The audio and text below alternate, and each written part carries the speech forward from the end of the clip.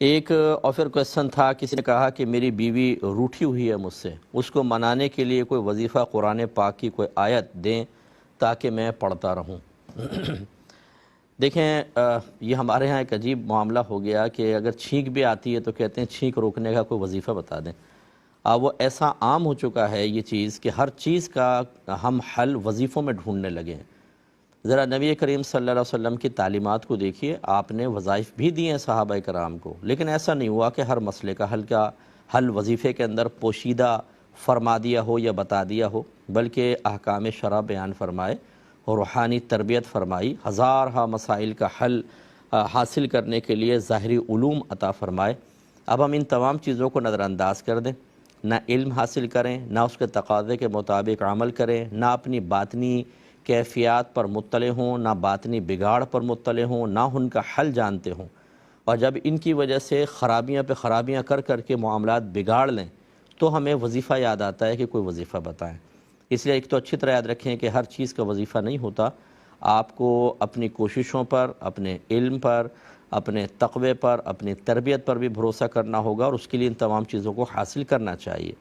آپ اپنی سب سے پہلے غلطیاں دیکھیں، آپ نے کون سی غلطیاں کی تھیں کہ بیوی روٹھ کر گئی۔ اگر بیوی غلطی اس کی تھی اور پھر بھی روٹھ کے چلی گئی، پھر بھی آپ اپنی غلطی محسوس کریں کہ آپ نے اپنی زوجہ کے دل میں وہ خوف خدا اور فکر آخرت کیوں نہیں پیدا کی تھی کہ اگر وہ نافرمانی کر بھی رہی ہے تو ایک آیت یا ایک حدیث سنا کے اس کے دل میں اس خوف کو جگا دیا جائے، جو اس علم کے بعد ایک مومن کے دل میں جگہ بنا لیتا ہے۔ کبھی دب بھی جائے تو ایک آیت ایک حدیث سن کے فوراً جاگ جاتا ہے اور انسان توبہ کی طرف مائل ہو جاتا ہے۔ جب آپ دین کو معمولی سمجھتے ہیں، جب آپ شریعت کے لیے اپنے گھر کے دروازے بند کر دیتے ہیں تو بے برکتی آپ کی طرف متوجہ ہوتی ہے۔ پھر آپ لاکھ وظیفے پڑھ لیں، وہ وظیفے بھی آپ کے لیے فائدہ مند نہیں ہوتے۔ اس لیے فریقین میں سے ہر ایک اپنی غلطی محسوس کرے اور اس کا اعتراف کرے، علم دین سیکھیں، اس کے تقاضے کے مطابق عمل کریں، اور پھر زوجہ کو آپ لائیں۔ اگر فرض کر لیں وظیفے سے روٹھی ہوئی زوجہ گھر پہ آ بھی گئی تو کیا یہ ایسا وظیفہ ہوگا کہ پھر ہر قسم کی مصیبت حل ہو جائے گی، پھر دوبارہ ہوگا ہی نہیں معاملہ؟ پہلی بات تو کہ وہ وظیفوں سے نہیں آئے گی،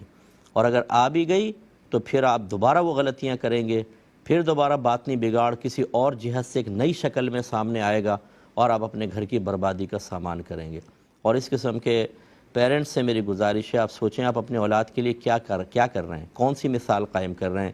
جب آپ کم علم رہتے ہیں، تربیت کامل نہیں کرتے، علم دین نہیں سیکھتے، اور اس نقص کے ساتھ اپنی زندگی کو بہت ہی خراب اور